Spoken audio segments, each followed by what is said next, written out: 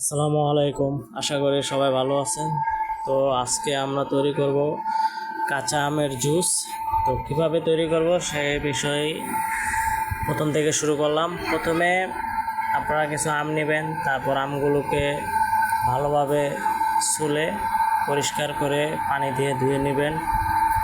আমগুলো সুন্দরভাবে ছুলবেন যেন কোনো শুকলা না লেগে থাকে।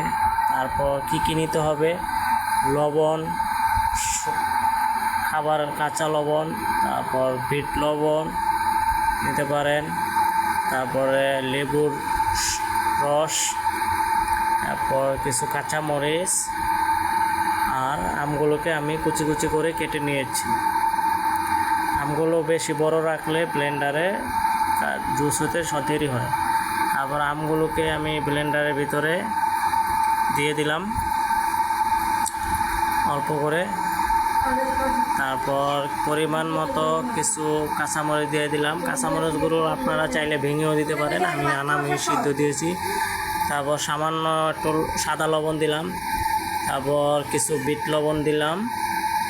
বিট লবণ আমের জুসের স্বাদটাকে ব্যালেন্স করবে। তারপর পরিমাণ মতো লেবুর রস দিয়ে দিলাম। এরপর বাকি আছে চিনি। যদি কেউ মিষ্টি করতে চান তাহলে চিনি দিতে পারেন। আমি কিছু হালকা পরিমাণ চিনি দিয়ে দিলাম, সামান্য, যার যেরকম মিষ্টি বা টক খাওয়ার জন্য দিতে পারেন, পরিমাণ মতো দিতে পারেন। তো এরপর আমি ব্লেন্ডার সেট করে নিয়ে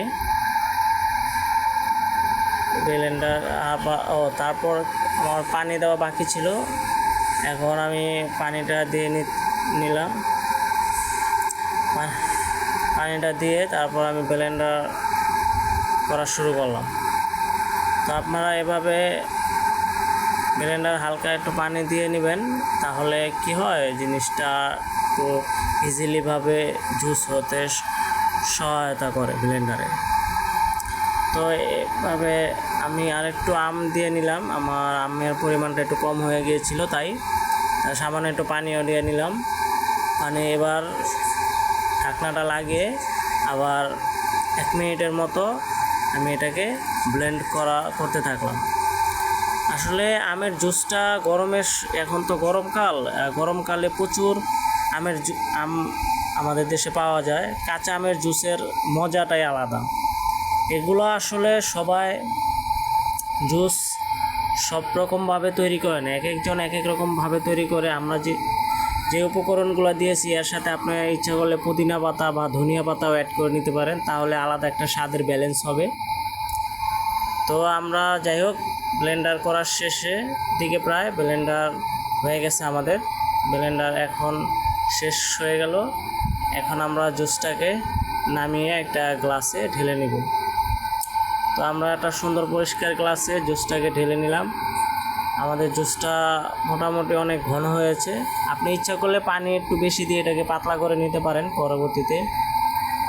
তো যাই হোক, গ্লাসটার উপরে আমরা একটা লেবুর টুকরো দিয়ে দিলাম, হালকা একটু চিপা, কারণ এটা জুসের সৌন্দর্যটাকে বৃদ্ধি করে।